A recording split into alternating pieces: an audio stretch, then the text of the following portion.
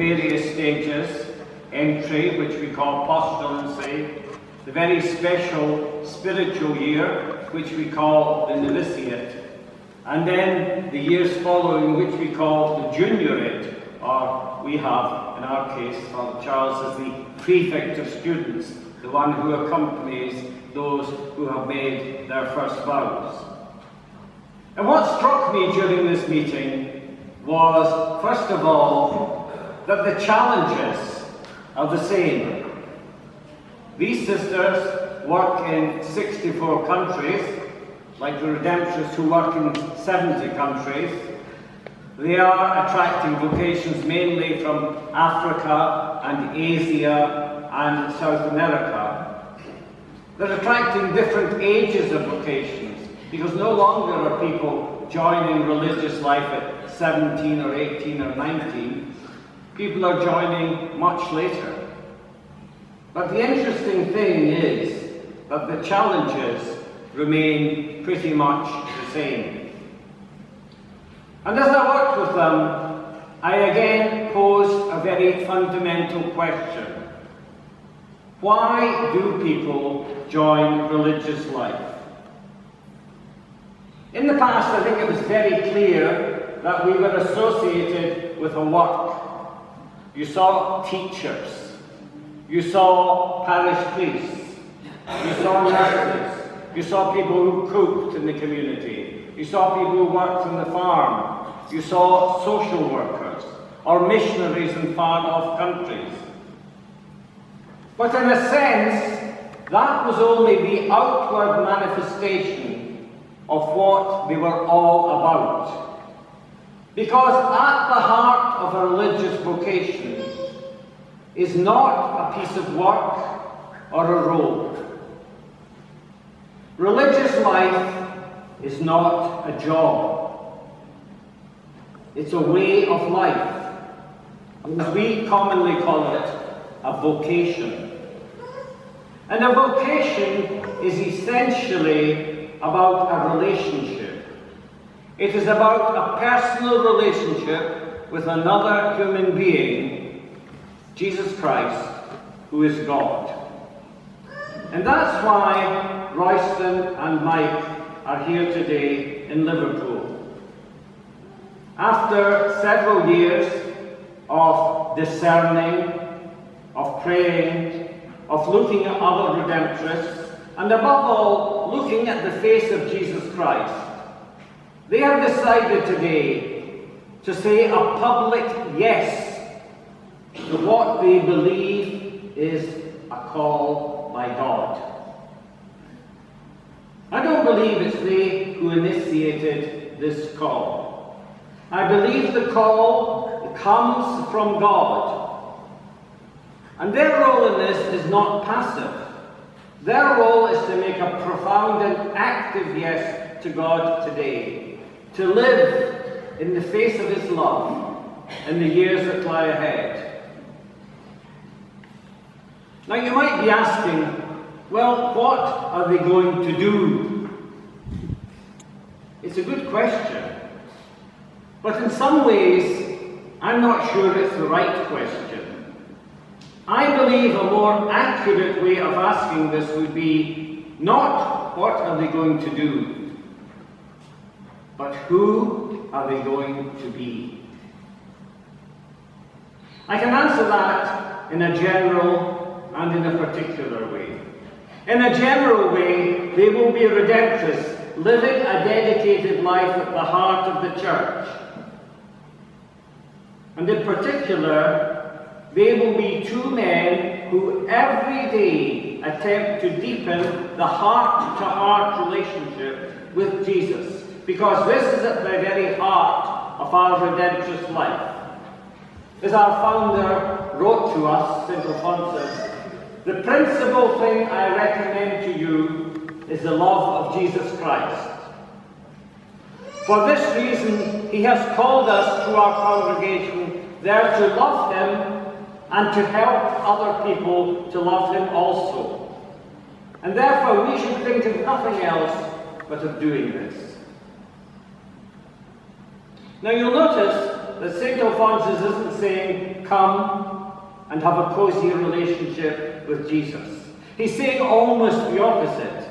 He's saying, come, and because you are a close friend of Jesus, you will want to do what he did, to reach out to others, to serve others, to go to the margins, to go where people are most in need.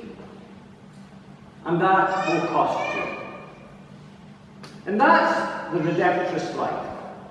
It's living a life of union with God and making relationships real in the lives of others.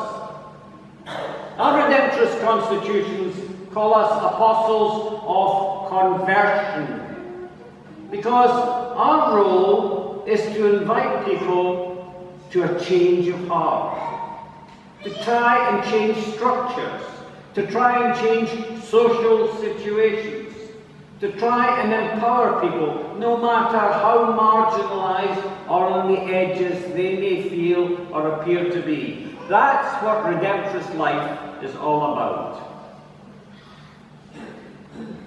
And to ensure that they do this in some measure and at the cutting edge of life in the church, Mike and Royston today will take 3 vows.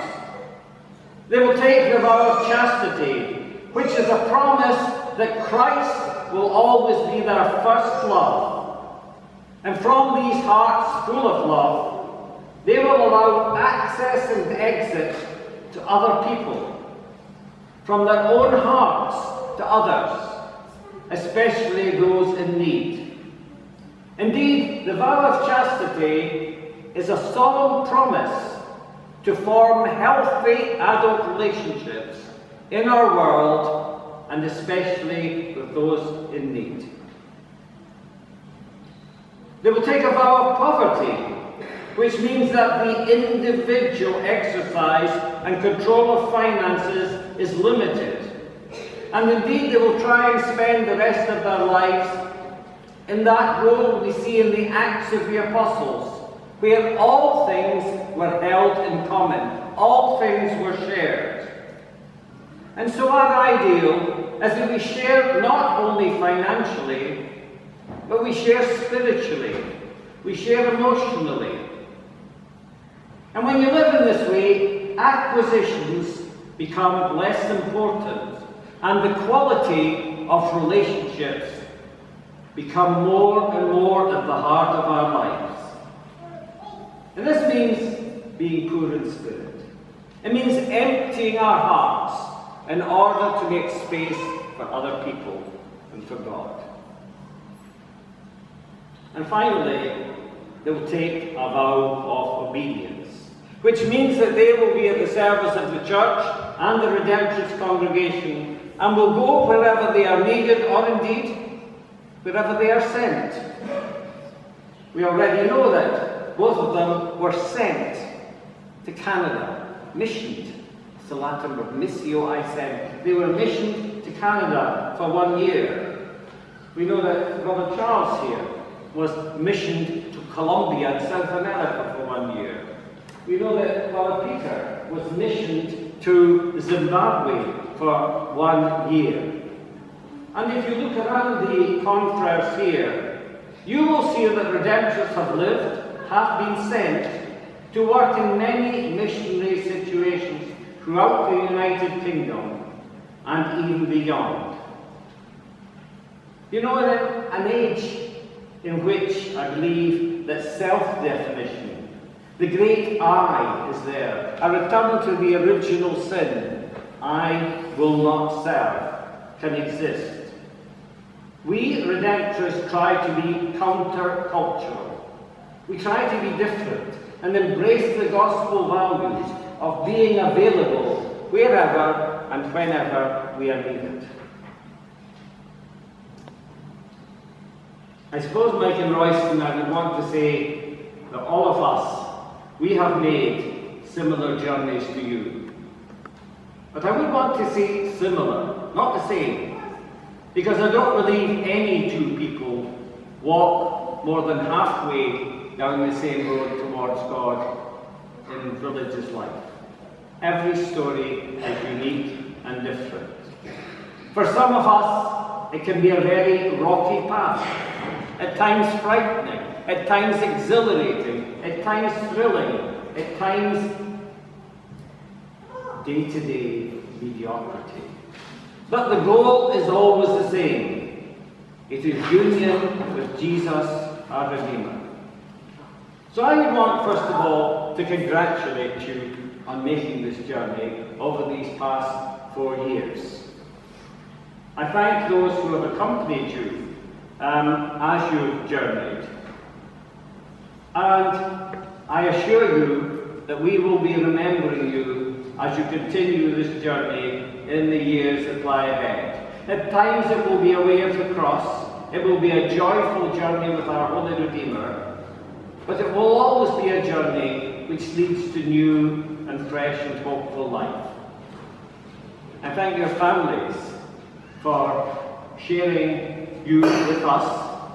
And I would like to assure them that we do look after our brothers, who look after one another in a very special and caring way. I would also say that by their making their vows today, you become members of our extended Redemptorist family.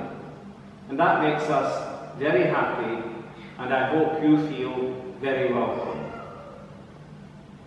I ask Our Lady of Perpetual Help, our saints, St. Alphonsus, St. Clement, St. Gerard, and all our saints, and all who have gone before us, to be with you in a very special way.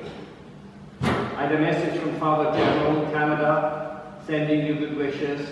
I had a message from Redemptorist sisters in Thailand, in Philippines, in Ireland, in many parts of the world, saying they are with you today.